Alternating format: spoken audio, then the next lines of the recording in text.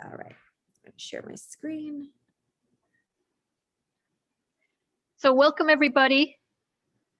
I'm Joanne Kelleher. I'm the director of the Early Childhood Collaborative of Southington. And we have our presentation tonight about ruler and emotional intelligence.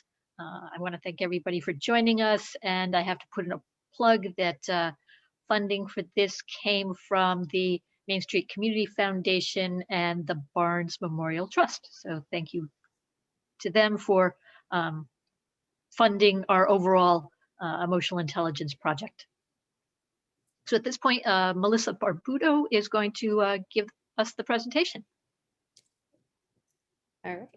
Well, good evening, everyone. Welcome. Thank you so much for joining us this evening. My name is Melissa Barbuto. I am one of the principals in Southington. I'm the principal at Strong Elementary School. And tonight we are going to focus on an overview of emotional intelligence, why emotions matter. We'll talk a little bit about the specific skills of emotional intelligence, the ruler approach, which is an approach that we use in Southington Public Schools and in the Southington community to help build the skills of emotional intelligence.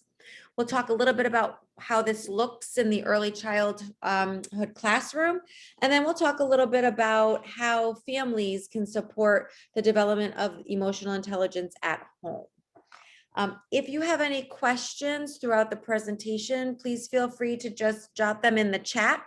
And at the end of the presentation, I'm certainly happy to answer any questions that you may have. Again, this is just an overview. I'm just going to let people on. It's just an overview. So if we went into detail into each of the different components that you're going to hear about, it would be a lot more in-depth and comprehensive. So this is just a glimpse as to what's going on in Southington around emotional intelligence.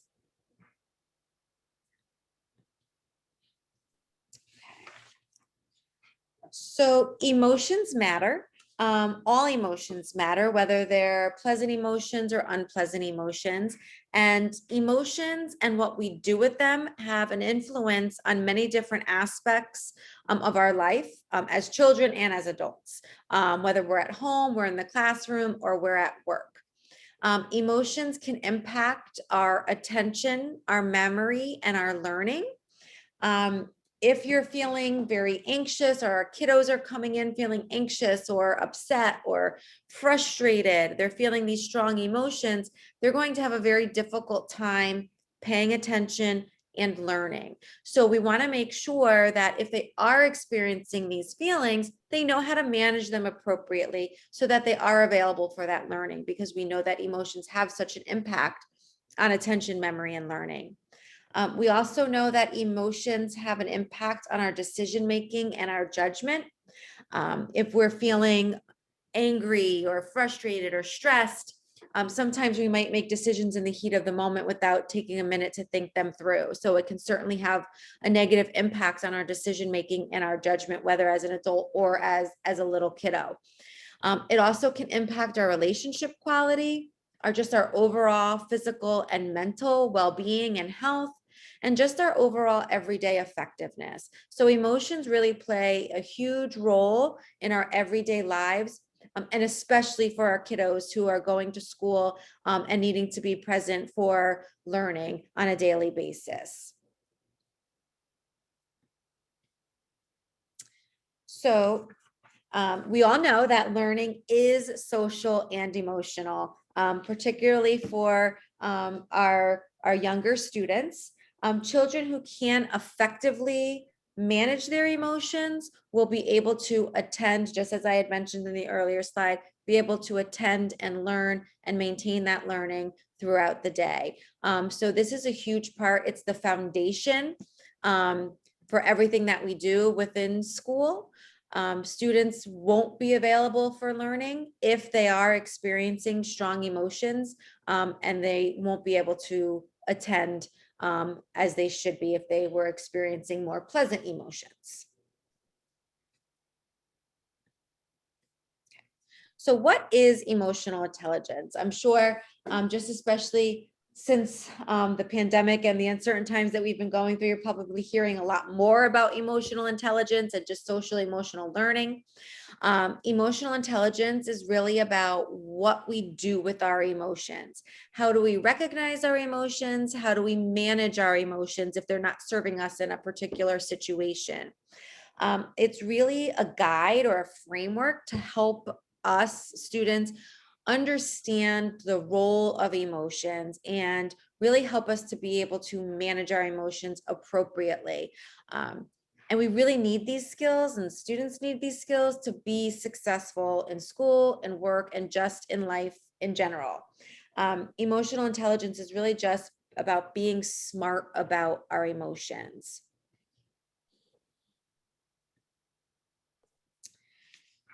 Emotional intelligence is particularly important in early childhood. Our brains, we know, continue to grow and develop over the course of our lifetime. However, early childhood is a critical period for brain growth. Research has shown that 80 to 85% of our physical brain develops from birth to age 3. So how families and early childhood educators interact and the environment play a huge role in this development. And so if families and early childhood educators can start preparing students with the development of these emotional intelligence skills, it's going to set them up for just a better development down the road and over the course of their life. We develop our mental map for how we understand feelings and relationships in early childhood. So really, the younger we start building these skills around emotional intelligence, the better off. You can always develop these skills as an adult or as an older child, but we're just setting up students for a better path if we do start building these skills in the younger years. So the ruler skills. Ruler is an approach to social emotional learning. It was created by the Yale Center of Emotional Intelligence, and it's the approach that we use in Southington to help cultivate the different skills around emotional intelligence. There are many different approaches or programs that are out there. The ruler approach is the one that we use, and we feel is the most impactful for a few reasons. One, it's really meant to be inclusive of everyone within the child's life. So it's the child, it's the family, it's the administrators, the staff. It's embedded throughout the day. So it's really something that's not like a packaged program. It's something that's really organic and just embedded throughout the day, whether it be in school or at home with the child's family. Each letter in ruler actually stands for one of the skills or one of the building blocks of emotional intelligence. So the R, the first R, stands for recognizing your emotions. And really the R means that you know how you are feeling and you know how others are feeling. And you're going to pay attention to facial expressions, body language. You might be paying attention to your heart rate, the tone of your voice, your breath, your body temperature. All of these are indicators of how you may be feeling. For example, you might start feeling your heart racing, your face might start getting flushed, your hands might be sweating. That might mean that you're angry or stressed. So recognizing how you're feeling is really the important first step in being able to manage your emotions. The U in ruler stands for understanding the causes and the consequences of emotions. So once you recognize how you're feeling, the next step is being able to identify what's causing you to feel that way. It can be an actual event that occurred, or it could be something that you're thinking about or an event that you're thinking about. And it's really important to make sure you understand what's causing how you're feeling and what are the consequences of how you're expressing that. The L in ruler stands for labeling or naming how you're feeling with an emotion. And it's really important to make sure that you are specifically naming how you feel. And one of the things that we do, and this just seems to be really hard, it's hard for adults, and it's hard for students to really be able to expand their vocabulary, their emotion vocabulary, to be able to really make sure they're naming how they're feeling, and making sure they know the difference between different feelings, like the difference between being jealous or envious, or being disappointed and angry. A lot of times the different words can be interrelated when they're used, and it's important to make sure we're using the correct word so that we are then able to pick the correct strategy to help us manage those emotions. So we really want to make sure we can name it. We say name it to tame it. So really being able to name how we're feeling, so then we can be able to regulate that emotion. The E stands for expressing our emotions. And expressing emotions is really influenced by the social and cultural rules, those unspoken rules that tells us how to express emotions based on situations. So for example, if you're angry, let's say you're angry at work with your boss, how you express your anger there is going to be very different than how you may express your anger when you're at home with a loved one. So just knowing those cultural rules of being able to express appropriately in different situations.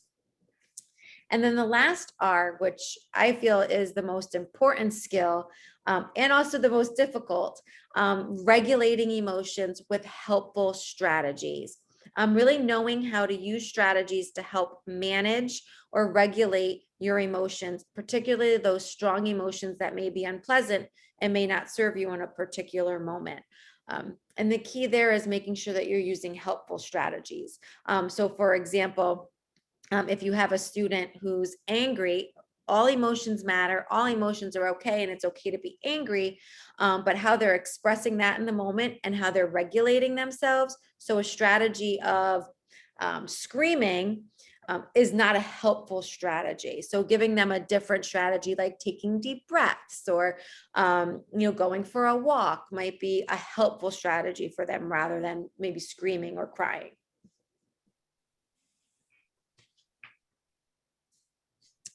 So those are the ruler skills. Ruler also includes 4 primary tools that are really used to help cultivate the skills that I had just mentioned of emotional intelligence. The first one is the charter. And the charter is used, it can be used at home, it can be used in school, and it's really an agreement about how we want to feel when we're together as a group. So if you have a family charter, you're creating a family agreement about how you want to feel when you're together as a family and what you're going to do to ensure that everybody in the family feels that way. And it's the same for the classroom. In the classroom, classroom teachers will create charters with their students around how they want to feel every day when they come into the classroom and what they can do to ensure that everybody's feeling that way. And it can be very basic of wanting to feel happy, wanting to feel safe. And then obviously as it moves up the grades, it can become a little bit more intricate. But it can be very simple. And I have some examples of some kindergarten ones that are just very simple that they created in the beginning of the year. So, they're 4 or 5 years old and they came up with the feeling words all on their own. And this tool is really important for really setting that foundation and building the community so that it opens up the trust for students to be able to speak openly and freely about how they're feeling and to be able to feel comfortable about talking about how they're feeling. Which brings us to our next tool, which is the mood meter. And the mood meter is a tool that really helps us to better recognize how we're feeling, to understand and label how we're feeling, and then also to kind of build in those emotion regulation strategies. And I'll be going into a little bit more information about how to use the mood meter in a later slide. And the mood meter, like I said, is very important for just checking in to recognize how you're feeling. And then being able to understand if you want to stay in that quadrant or particularly move into another quadrant. The next tool is the meta moment. And the meta moment is a tool that really allows for that pause or that break between a time that you experience an intense emotion and respond to that emotion. So it really allows you to just kind of take a break, take a step back before you respond and make better choices when you're in the heat of the moment. And there are 4 steps to this. The first one is that you sense something. So you're starting to notice a change in your body or your mind. So for example, you're starting to feel angry. You notice that your heart is starting to beat faster. Maybe your hands are sweaty. You can feel your cheeks are starting to get red. So you're sensing that. You're starting to feel that strong emotion. The second step is to pause. Wait to respond. Breathe. Try to think more clearly. I know there are many times in the past when I felt a strong emotion, whether it's stress or frustration or anger. Sometimes it's really difficult to take that pause before you respond. We want to just respond. But it's important to make sure that we start teaching our kiddos that it's okay to just take a pause before we respond so that we are making better decisions and choices. The third step is to see your best self. And a step is this step is around students and staff and family members actually creating their best self. So thinking about and drawing visually what words describe their best self. Is it calm, confident? And then they draw a picture of that and label it. And then they refer to that when they are feeling strong emotion. They want to make sure they picture their best self. If my best self is calm and confident, then when I'm in that situation, I want to make sure I'm responding in a calm and confident way. And then the fourth step of the meta moment is to strategize and act. So think about a strategy that you can use to help manage that strong emotion so that you can make a better choice with your response to the situation. Another piece that goes along with the meta moment in many classrooms, in our preschool classrooms, as well as all of our K-5 classrooms, is having a space in the classroom for students to be able to go to take their meta moment or to take their break. They may be calming corners or rest spots. There's different names that classrooms may use. And it's a space that students can go to just take a break. There's different sensory tools in there. There might be calming music, there might be coloring, whatever strategies that the students come up with that are helpful for them are in that corner, so that if they are experiencing that strong emotion, there's a space for them to go to be able to take that pause, to take that breath before they make a response. There is a fourth tool that really is more geared towards older students. Honestly, even at the elementary level, we've kind of modified this tool just so that students can use it independently. It's called the Blueprint. So I'm not going to go into much detail about it, but it's really used for problem solving and conflict resolution. But we've modified it a lot just to make it more user friendly for our K-5 students. So I don't see that it would be relevant for students at the early childhood level to use independently. It would be more an adult leading them through that resolution. So I'm not going to go into much detail about that tool, but I did want to mention it because it is one of the 4 anchor tools in Ruler.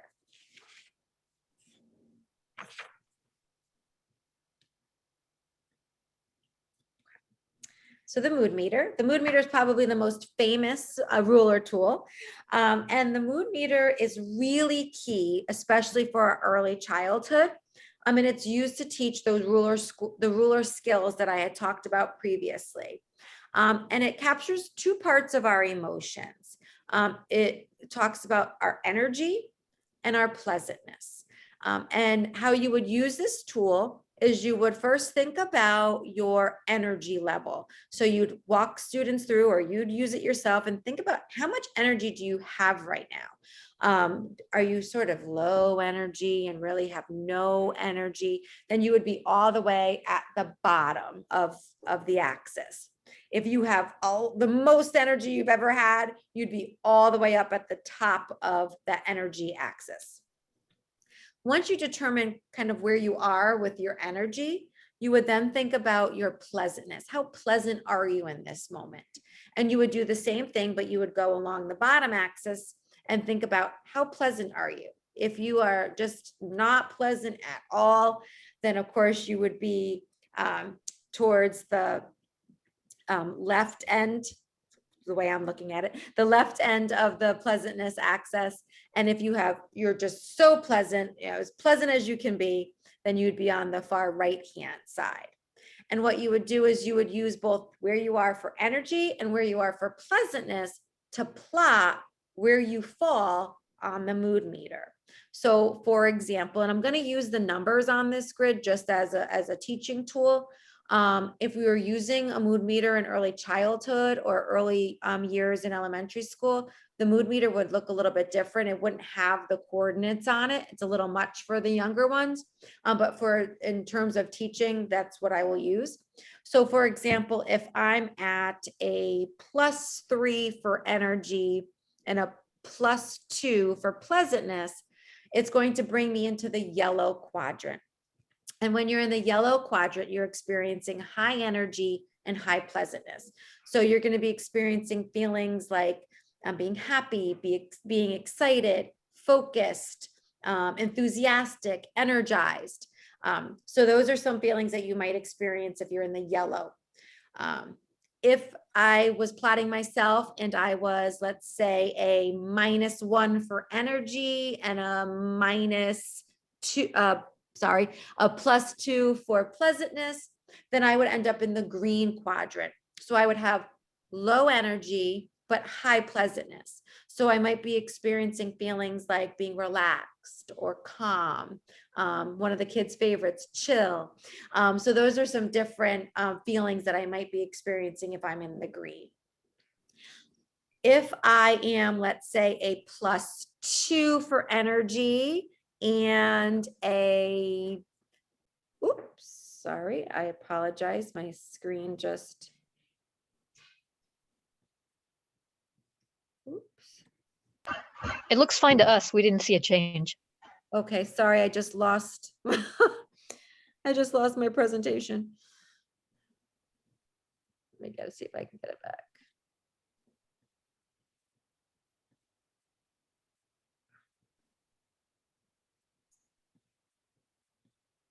I apologize.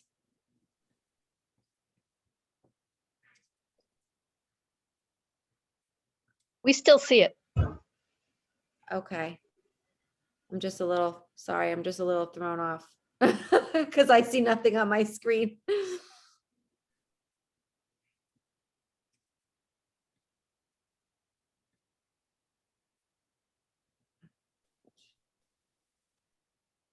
Ah, there it is. All right, sorry. Sorry about that. I had a pop up on my screen and it completely threw me off. So I apologize. So let's say I am, and for energy, I am a -2, and for pleasantness, I'm a -2. That's going to bring me into the blue quadrant. So I have low energy and low pleasantness. So I'm going to be feeling things like tired, sad, disappointed, those types of feelings. And the red quadrant, let's say I'm feeling high energy and high energy, low pleasantness. That's going to put me in the red quadrant. I'm going to be feeling things like anxious, angry, frustrated, stressed, upset, uneasy. Those are different feelings that you're feeling when you're in the red quadrant. The important thing that we teach students about this, and it's difficult for them to grasp in the beginning, is that there is no bad emotion. All emotions matter. In the beginning, kids want to think that the yellow and green is are the best and they want to be in the yellow and the green and they don't want to be in the red or the blue. The reality is that you're going to probably be in one of these quadrants throughout the day, or all of the quadrants throughout the day at some point. So it's really important to stress that depending on the situation, it's okay. You know, maybe we are feeling tired. It's okay to feel tired. The important thing to do is just to be able to recognize that we're feeling that way, and try different strategies to shift into different quadrants if we feel that maybe we don't want to feel tired anymore. We want to feel a little bit more energized. Maybe we can do some yoga poses, or maybe we can do a brain break and kind of energize ourselves. So this is a really great tool that students really get acquainted with, and they really use it throughout the day once they really learn it, to plot themselves and to really be able to identify how they're feeling. Initially, just identifying how they're feeling and naming it is really the skill that they start developing. And it's not only important for students to be able to do that, but it's also important for either families or for early childhood educators and staff to check in and see how they're feeling. So if they're noticing that, you know, all of a sudden, you know, little Johnny moved and now he's in the red, they can check in with them and find out and talk to them, you know, about why they're feeling that way and what happened, and they can talk them through it. And it really helps them move past those feelings so they are able to attend to the learning in school. So it really is a great tool, and you'd be surprised how quickly students pick up on being able to use it and being able to talk about it. Again, this is what you see is for older students. There are a lot of different ways that we can use the mood meter. Early childhood, I've seen they have like little emojis in the quadrants so that it's helping students know kind of how you're feeling in those different quadrants. So we can definitely make it more kid friendly. So ruler in the classroom, again, we always start with creating that classroom charter. I'm going to be showing you a few examples of some classroom charters and what they look like. There's also checking in on the mood meter, which I just talked about, which is done daily and throughout the day, and also something that you can do at home, which I'll be talking about later as well. And then just those emotion regulation strategies, like I talked about, with having those calming corners and different strategies for students to use within the classroom. So these are a couple examples. I did pull kindergarten examples. Again, this was in September. So the students that were creating this were 4 or 5 years old. And these are just two examples of how they want to feel when they come to school every day. And as you can see, they want to feel happy, they want to feel loved, they want teamwork, and they want to be kind. That's one example. If you look at the one on the right, pretty much the same, just happy, safe, proud. Again, they came up with these words. And then they talk about how they are going to ensure that when they come into the classroom, they're going to feel that way, and everyone's going to feel that way. You can also do a charter at home. And it's the same steps of just talking about how you want to feel as a family, and then what you can do and to ensure that you're feeling that way when you're together as a family. So I do have just a couple of videos of some of our students talking about the different anchor tools. And this just, they explain it way better than I do.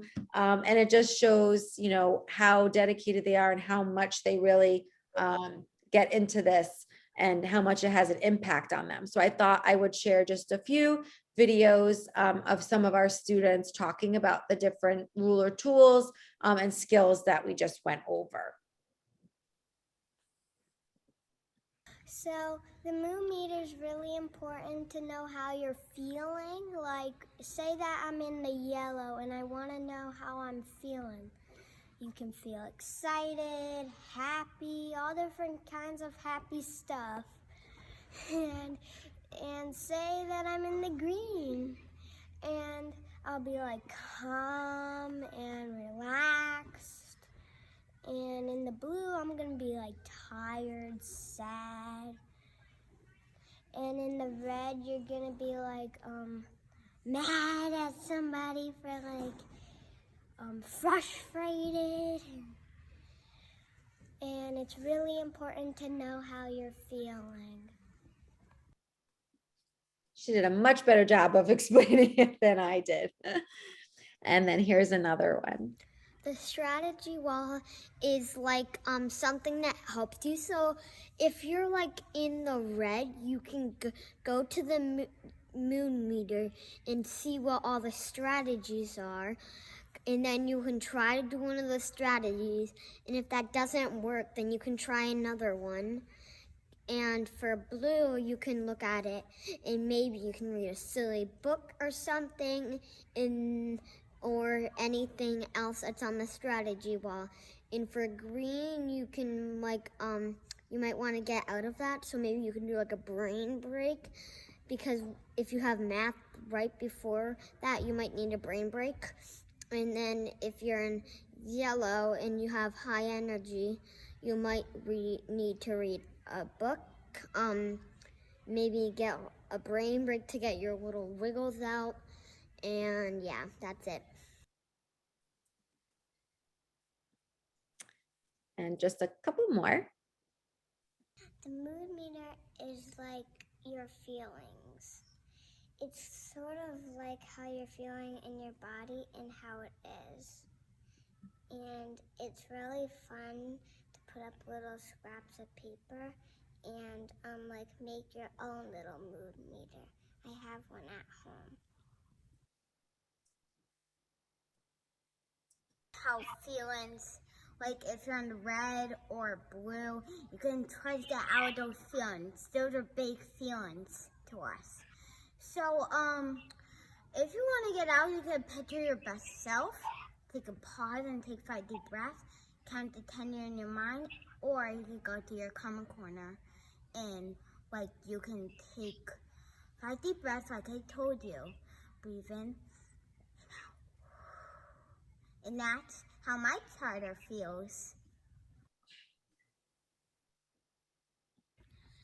The mood meter helps me because I can match my feelings with it, and then I can use a strategy, and that really helps because then I can use that strategy and it can calm me down. And if I'm in a good mood, like if I'm like excitement and I want to get out of that because I'm supposed to be tired like for bed, I can make a decision like, should I rest and wait, or should I just ask if I could stay awake a little more, and then I get more tired. So you get to make decisions. That's how it helps me. So as you can see, the majority of these kiddos are first graders. These were recorded back in September of their first grade year. So they're still quite young, but they were able to speak so well, so eloquently to the different tools, which is just amazing. And they've had the instruction around this since kindergarten. So you can see the earlier they get these skills and they start building these skills, the bigger impact it has on them. So now I'm going to talk just a little bit about some of the things that you could do at home. Now that we've talked about the 5 skills of emotional intelligence, how it looks in the classroom, here are some things that you can do at home to help support developing these skills. So storybooks, who doesn't love a good story? When you're reading a story with your child, you can talk about how the characters might be feeling. And even based upon how they're feeling, plot them on the mood meter. Discuss why characters are feeling a certain way and whether or not they want to continue to feel that way, or if they want to change or keep that feeling.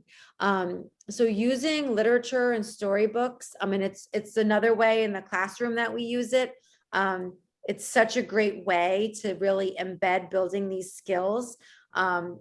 with students. So here's something that you can certainly do at home to help, continue cultivating those skills.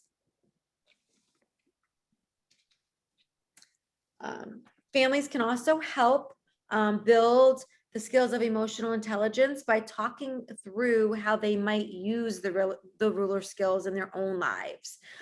So here are some things that you might want to try to help build the emotional awareness of your child. You can share stories about times that you felt certain emotions and how you managed those emotions. That's something that we do as a staff all the time, is really model for students about how we're feeling in different situations and then how we manage those strong emotions.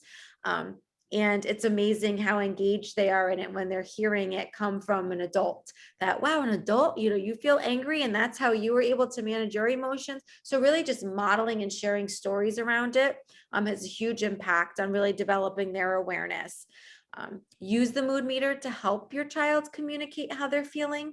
Even if they're having a hard time being able to label their emotion with a specific word, or even if it may be hard for them to really identify what's causing them to feel that way.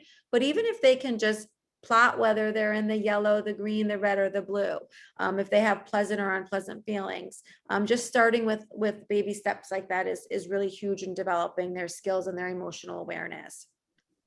Also playing some fun guessing games by making different facial expressions or body movements and acting out different emotions, and having your child guess how you're feeling based on the different facial expressions and body movements that you might be showing.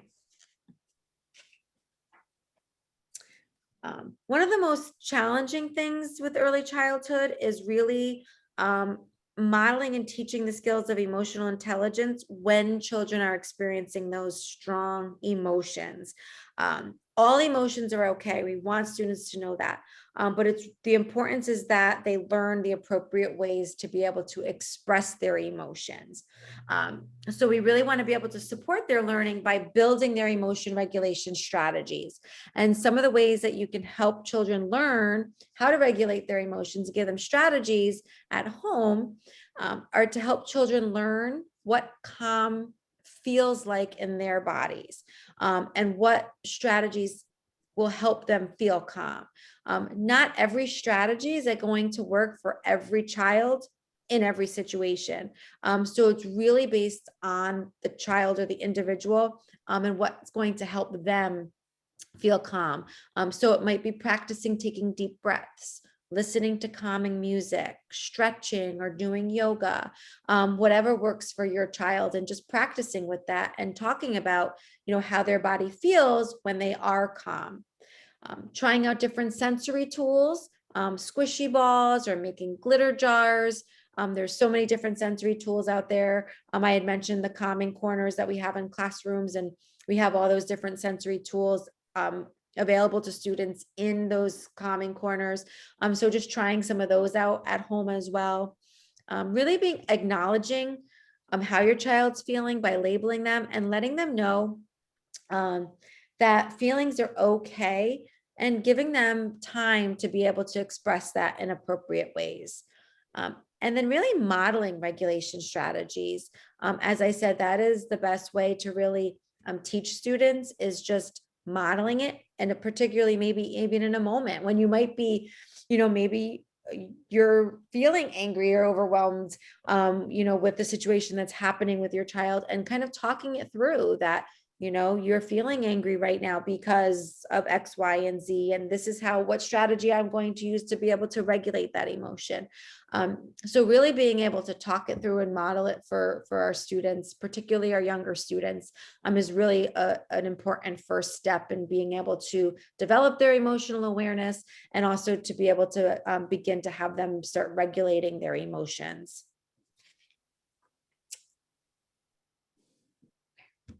I know there's a lot of information. Normally, if we were in person, it wouldn't just be me standing and delivering. I'd have, some discussion times and some activities. But so that was a lot of information. Again, that was just an overview of the approach and the different tools within the approach and how we use it. If you're interested in learning more, please don't hesitate to reach out to me. My contact information is on the screen. And there's also a link here to our Southington Schools emotional intelligence website for families. And on there you will find links to more information about the different tools. You'll find some family resources about how to create family charters. You'll find some resources around the mood meter.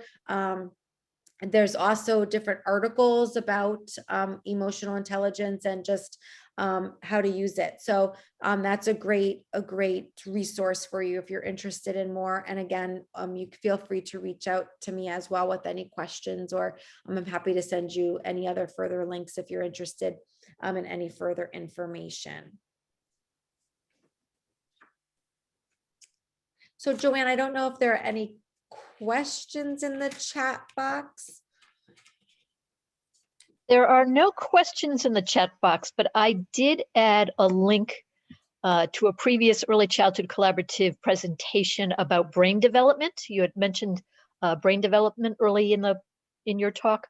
And so there's a lot of good information on that page. And I also added a link to our social and emotional page.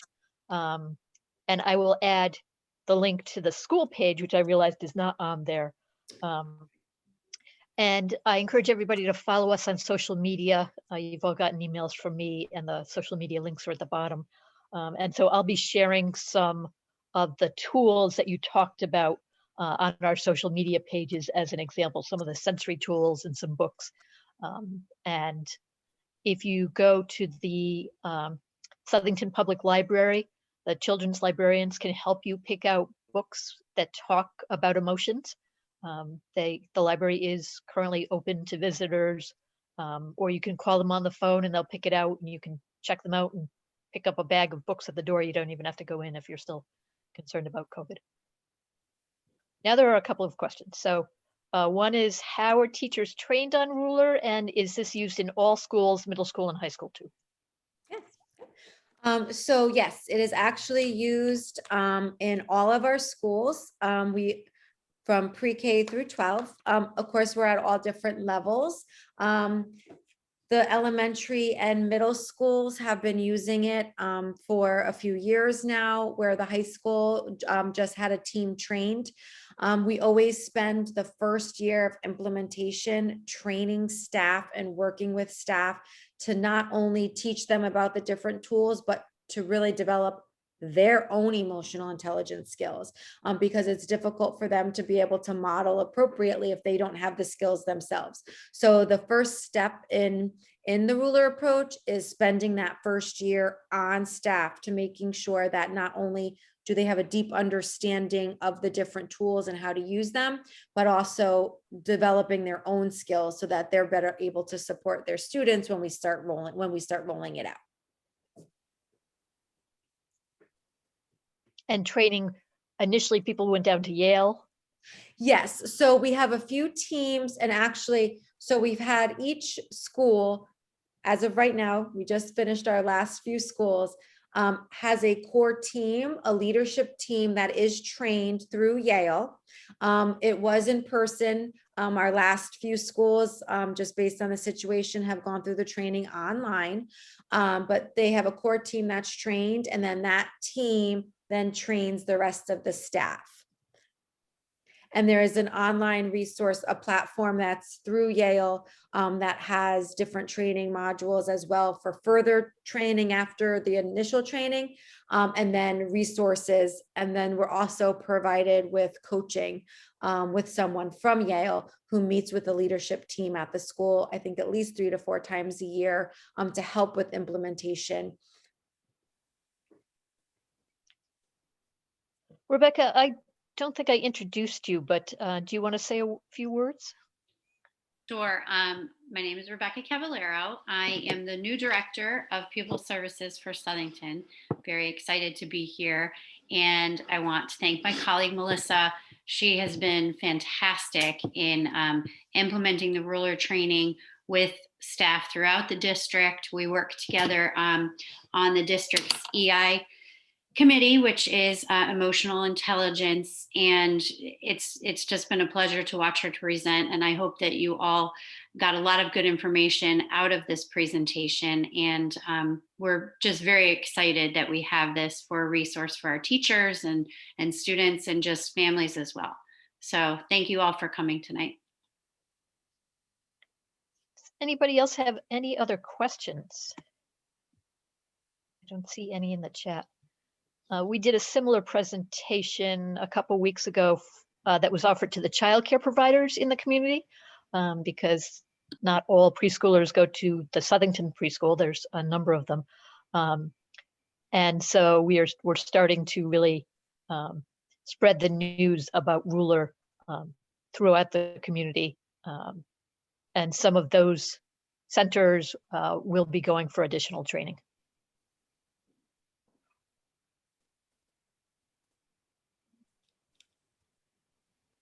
Anything else? I can't, everybody has their screens off, so I can't tell if anybody else wants to talk. Going once, going twice. Oh, there is one more question. Okay.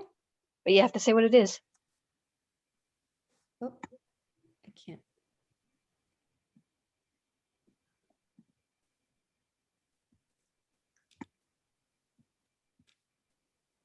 Kara,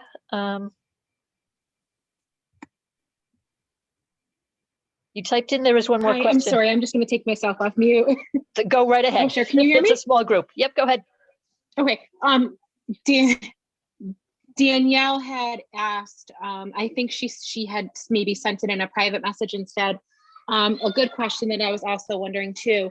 What kind of support is available for children in the classroom who can't do this on their own, who might need a little extra support that extends beyond the teacher in the classroom? That's a really good question. So I think it would probably depend on the situation and depend on the classroom. I don't think there's an overall answer to that question. My initial thought would be that we do have support staff that's available. So if it's a student who is very dysregulated and is having a hard time regulating their emotions, then we certainly have support staff, school counselors and psychologists and social workers that are certainly available to help work with that child in that moment when they're experiencing those strong emotions, to help them work through it. We try to be proactive with this so that we try to give them the skills. We know it's not going to happen every time, and students are still going to experience those strong emotions. They're still going to have difficulty regulating them. So we do have those supports in place that if there are situations like that, but this is really meant to be proactive. And so that's why it's so important to start this and start instructing it and building their emotional intelligence at a young age, so that they are becoming more aware of how to regulate their emotions at an earlier age. So they need that less of that adult support. And as an addition to that, I want to let people know about another resource which is available at no cost to parents and to early child care centers for children age birth through age 5, which is the Early Childhood Consultative Partnership, or ECCP. It's a state-funded program, and I can get you the contact info if you need it. It's also out on the resources section of our website. And so the ECCP consultant can have one-on-one consultations with the family. She can do consultations with a childcare center or nursery school. Pre-COVID, she would actually come into the classroom and watch the child. So they've got a couple different programs right now. They're doing it remotely, but you don't need to wait until your child is in the Southington School District to get them assistance if there are behavioral or emotional issues.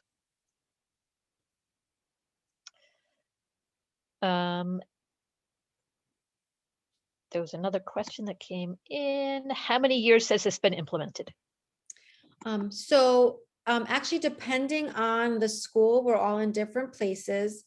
So there are 4 schools that were pilot schools, 2 elementary schools and the 2 middle schools that have been doing it for, gosh, I want to say 5 years now. And then the other elementary schools, again, are at different places. So they've been doing it for about 3 years. And then the high school just began. And then now we're looking to, now that all schools have been trained, we're looking to bring it out to the community. But again, 6 of our elementary schools just received the training from Yale this year. So they did receive training. I did train their lead teams, but they actually went through the actual Yale training this year. So we're all in different places, but we are all trained and we're all moving forward in that direction.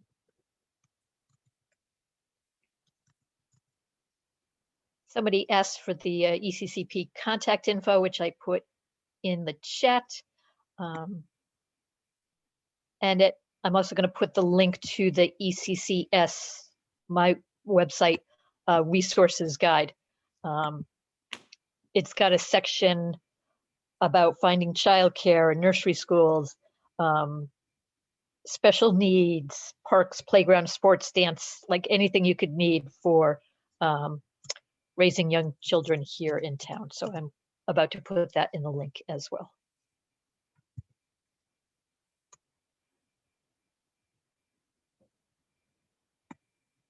Any other questions? There is a way if you want to save the chat. If you're looking at the chat box next to where it says to everyone and the word file, there's 3 little dots. If you click on that and you click on save chat, it will save it to your computer locally. So that way you get all of the links.